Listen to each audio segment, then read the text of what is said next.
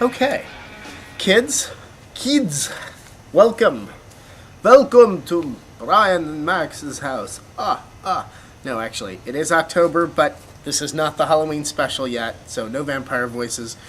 Welcome to Brian and Max's house.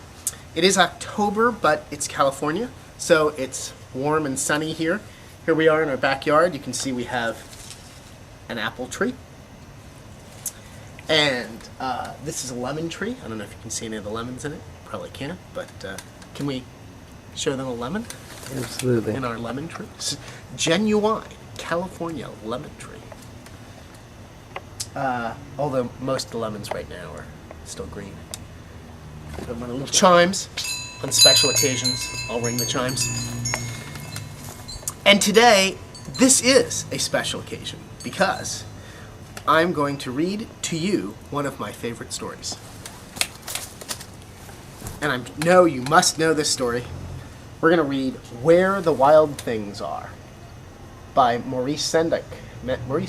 This is, sure, go ahead and break it. Brian is moving one of the branches out of the way. There's casting a shadow. Where the Wild Things Are by Maurice Sendak. This book is not only my favorite, but also it's quite famous because it's a winner of the Caldecott Medal, which means that it's really good. Okay.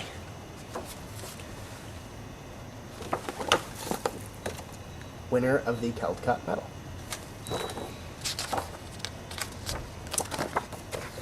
Blank cover page with lots of colorful leaf things.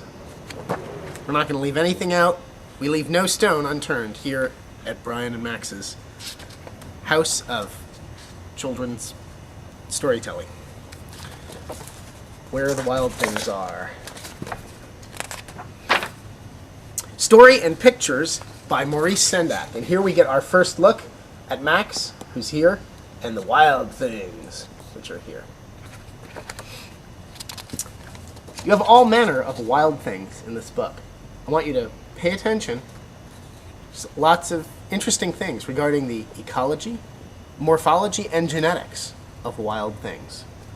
These, you got your hairy wild things, you got your horned wild things. Keep your eye out for the dreaded chicken monster with bare human feet.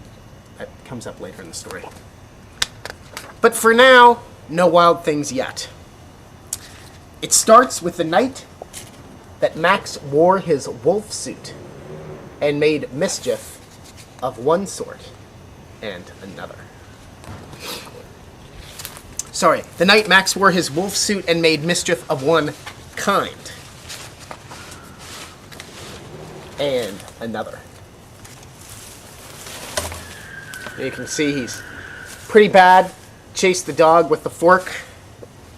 You can see the drawing on the wall by Max. I used to do drawings like that.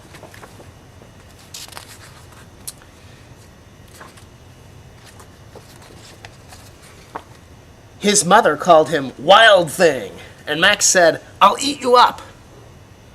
So he was sent to bed without eating anything.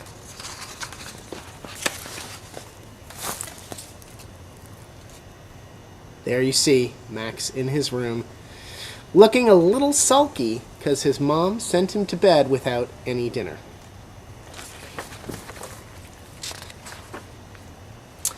That very night, in Max's room, a forest grew. So you can see the leaves growing right there.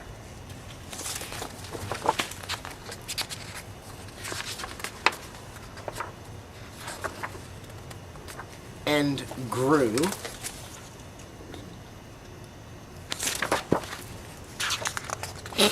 grew until his ceiling hung with vines, and the walls became the world all around.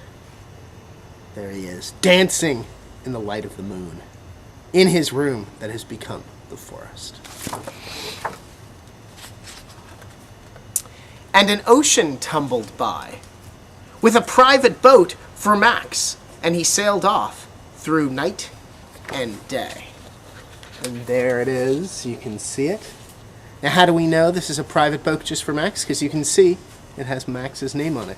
There he is. He's sailing, and he's got the main sheet up, and he's got a little jib up. He's got the Genoa jib up, but he doesn't have the spinnaker up. I guess he doesn't have the wind behind him, so he's sailing into the wind.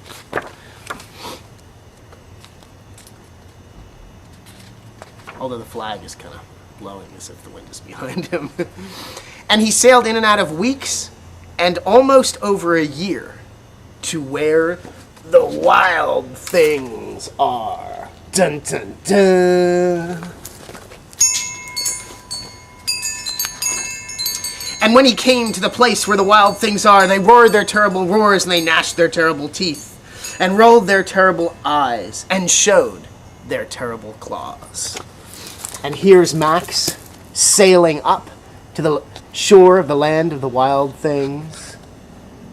And there they are. Wild things on top of wild things. Looking pretty crazy with their terrible eyes and their terrible teeth.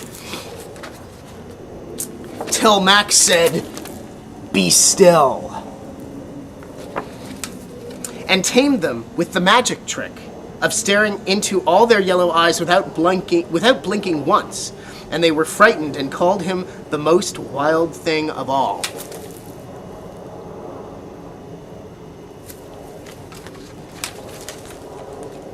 There he is.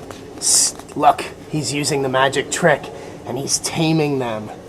And look how awed they are of his staring, unblinking eyes. They're thinking, indeed, he must be. Of all the wild things, he must be the wildest. And what do you do to the wildest of the wild things? You make him king of the wild things. There he is, with his crown and his scepter, accepting their having nominated him, having elevated him to the position of king. And now, cried Max, this is one of my favorite lines. And now, cried Max, let the wild rumpus start. Notice the arrival of the dreaded chicken monster. Oh, hey yeah, hey yeah, hey yeah, hey yeah, hey yo. Hoo hoo hoo hoo hoo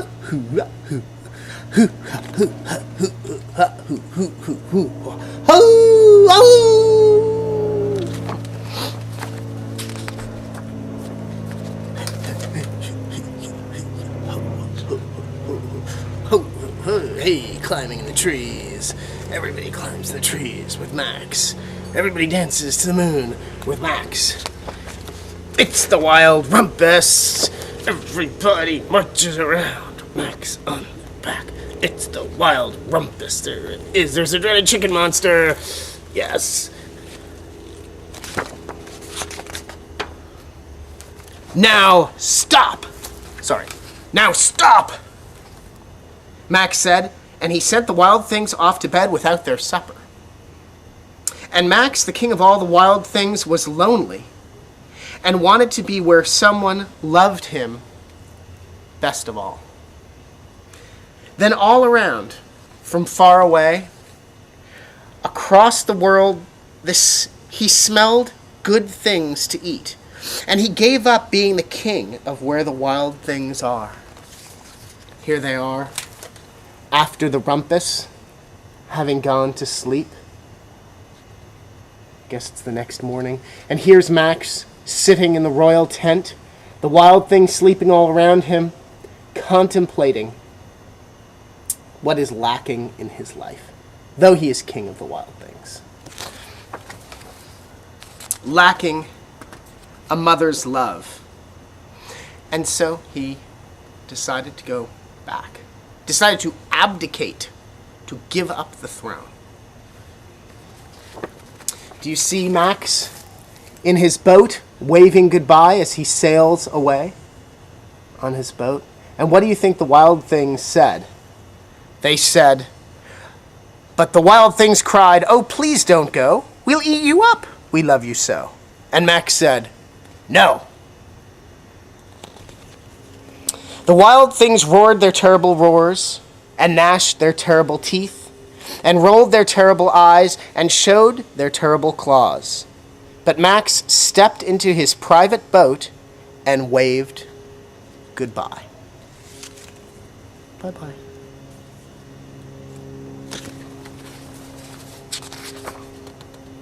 And sailed back over a year and in and out of weeks and through a day. And into the night of his very own room, where he found his supper waiting for him.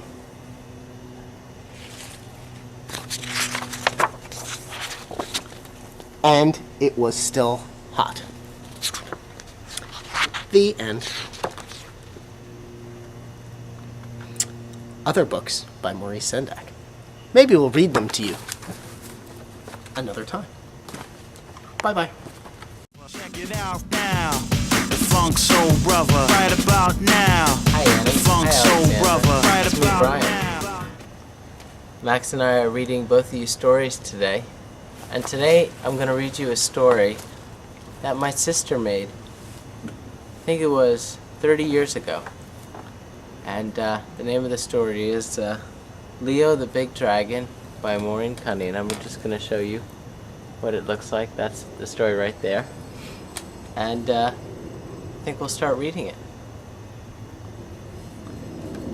Now Leo was a big dragon. He was big because he ate a lot. He ate snow. Leo ate snow because he lived in a cold place with lots of snow. Yeah.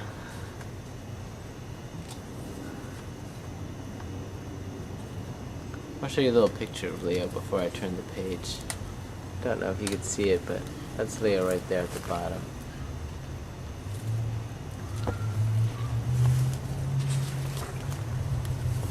Now, tragedy struck. One day all the snow melted into water. Poor Leo had nothing to eat. He might starve. He was so skinny, you could almost not see him. Poor Leo. Leo decided to go on a walk. That was sad. I want to show you a picture of Leo on a walk. You can see he's walking through all those puddles of water. No snow. Can't have anything to eat. When he was walking, he saw a sign saying, "Don't touch." He wondered what it was for. Then Leo saw the apple trees and knew.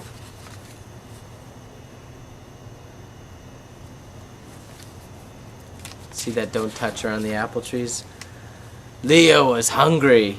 He looked around and ate an apple.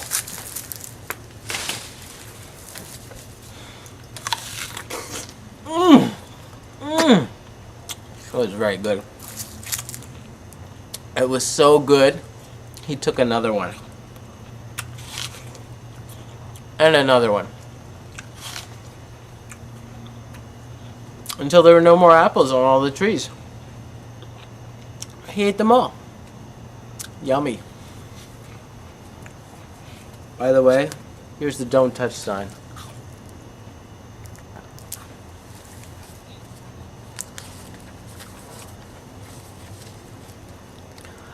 Oh no.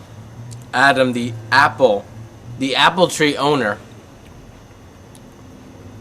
saw him. Now he'll go to jail for stealing. Adam took Leo to the police station. Leo told them he was hungry. Here's the police station.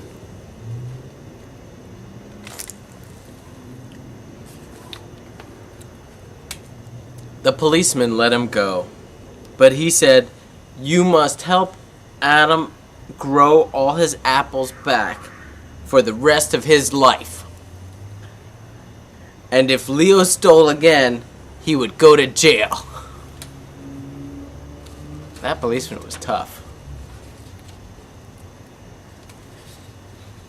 Now, let me show you a picture of the policeman talking firmly to Leo.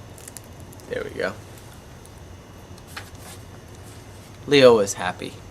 He would never steal again. It was bad. Adam was happy. Now his apples will grow faster. That was the end. I hope you enjoyed that story.